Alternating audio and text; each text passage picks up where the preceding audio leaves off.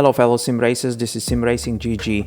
Recently I've been getting a number of questions and comments with regards to my graphic settings for Le Mans Ultimate and ACC, and I decided to put this quick video together just to help you out and to share with you what are the settings I'm running and a couple of bits and pieces that will hopefully make your life easier when it comes to setting up your sims. Hopefully you'll find this useful, and if you do, please remember to leave a like. And with that, let's get straight into it. The first one to start with is ACC.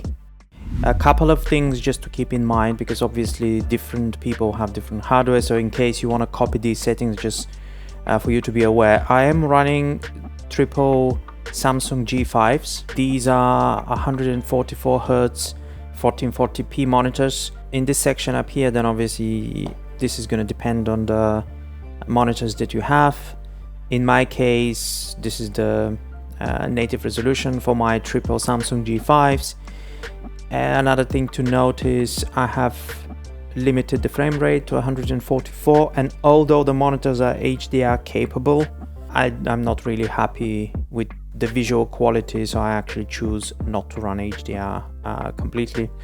On kind of the more interesting stuff, so I am running view distances epic, shadows at epic. Specifically for ACC, the shadows are quite problematic because it actually makes the cars kind of don't feel connected to the track, but actually kind of hover over the track if you have the shadows and the shadows distance at lower levels. So again, it's not ideal, and to be honest, this does not completely solve the issue, but I think that's an Unreal Engine problem. So yeah, so I'm running the shadows on epic and the shadows distance on high. It's a performance hit, but for me, without it, it actually looks weird and wrong, so I'm okay with the trade-off. It's the same with the contact shadows. I'm running DLSS. I'm using quality and 0% sharpness. I tried without DLSS. Obviously the visual quality is better. It's noticeably better. However, the performance suffers. So yeah, I choose to run DLSS. And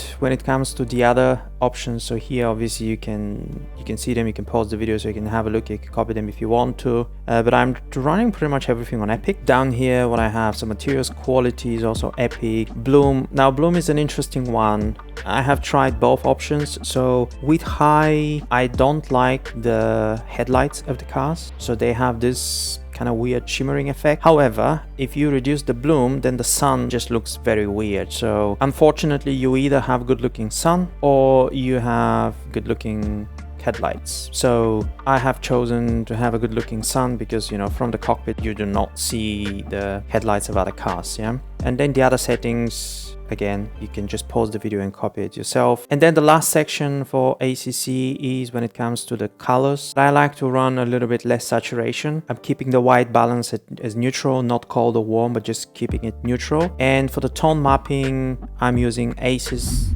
Now on to the in-game triple screen settings for ACC. Starting from the top, I am sitting at around 59 to 60 centimeters. Obviously keep in mind the following: the further away from the screen you sit, you know, so the higher this number is, and if you look, it's just going to zoom in the camera. Even if you use the real number here for yourselves, if things are looking out of proportion, then you can just play with it. Technically, it's not changing the FOV. For me, this is the real number, so this is the real distance that I'm using. I'm quite happy with that. Now, the next one is not the actual physical dimensions of my screens. What I mean by that, so as you can see here, I've selected 640 millimeters. If I measure my screens, they are actually 700 millimeters. The problem is, and if you see here, so if I keep going and if I make it to 700 millimeters, which is the correct size of my screens, I find everything just to look a little bit too small for my liking and a little bit kind of too out of proportion. And especially when I'm recording the videos, it just does not look right compared to the physical items I have in my room, right? So the dashes, the wheel and all that stuff. So I have basically just played with different numbers. There is no formula that I've used, and obviously you can go even lower if you want, but now things are a little bit kind of too big. And actually easy way to look to compare it is actually if you look at the bar here on the left side, you know, with the roll cage bar. So this is what it should look like based on the correct number. and you can see how kind of small the bar looks. Then obviously the further down we go, then the bar just looks thicker and thicker. And so that's why I'm saying I think for me 640 works the best. I think it's a good middle ground, it's a good compromise. So again, experiment with the number and see what works best for you. The bezel width. You might be wondering why am I using a negative here, and the answer is pretty simple. I'm using the Asus Bezel free kit. If you leave it here at 0, as you can see, well actually I'm not sure how much you can see on the single screen, but if you leave it at 0, is kind of eating a 1mm of pixels, and it's not, obviously it's not correct, because if you have your bezels makes sense, but with the bezel free kit it just looks wrong. So you can do -1, -2, you can experiment. I have settled for -1, and the last option here is obviously the screen angle, and that will depend on your own setup. For me, actually the number is a little bit higher than 55, but I've kept it at 55 because again, just looks right to me. And that concludes the settings for ACC. So if you have any additional questions, leave them in the comments below and I'll be happy to answer. Okay, so the next sim that we will cover is Le Mans Ultimate. I'm using borderless because I'm often having to alt and tab. This makes my life easier, so I'm just using borderless. Refresh rate is 144. I'm not using VSync. Post effects, I'm running the highest, so which is high. No motion blur. MSAA, I'm running at 4x because anything beyond that, it's just too much of a strain for my system, and I like how the 8x looks. However, it's impossible for me to run it with my GPU, it's just the load is too much. So remember, I am with an RTX3080, so if you have a 4090, then obviously just bump this to 8x and enjoy life, I suppose. I'm also not running FXAA. Again, it makes things a little bit better looking. However, for me, the performance hit is just not worth it. So I'm just opting in for the MSAA and completely having off the FXAA. If you're running triples, remember just to click the multi-view. I have limited myself from using epic settings on anything because obviously, or ultra in this case, it does look better. However, as suggested also by the developers, it's not yet optimized, so there will be a big performance hit if you're running ultra on any of these settings. If you have a 4090 with a 13900K, probably you'll be fine with it, but obviously for me that's not the case, so I'm having to compromise. But I'm using high on mostly every option, which I think is pretty good, and which is the one that I'm running on medium. So special effects I'm using on medium, and obviously the reflections. So the visible vehicles is something that your mileage may vary as well, and my suggestion is, I think the default was actually 12 if I remember correctly, but it looks really weird when you are at the beginning of the race and then you just have cars popping in and out, and for me that was just not good enough, so I bumped the number a little bit. I kept it at 16, but rule of thumb is go as high as you can without having to endure a big performance hit. I don't think there is anything else. Now, one more thing I would like to show you when it comes to Le Mans Ultimate is to do with the camera shake and the look to apex and all those visual effects when it comes to head movement in the cockpit. I personally turn those off in any sim because for me they actually are distracting me rather than helping me. So again, obviously some people like to use it and that's okay, but in case you are like me and you want to turn those off, it is not the most obvious of places to find these settings in Le Mans Ultimate. So instead of graphics, you have to go to controls, you go to calibrate, and if you scroll down just a tiny bit here they are.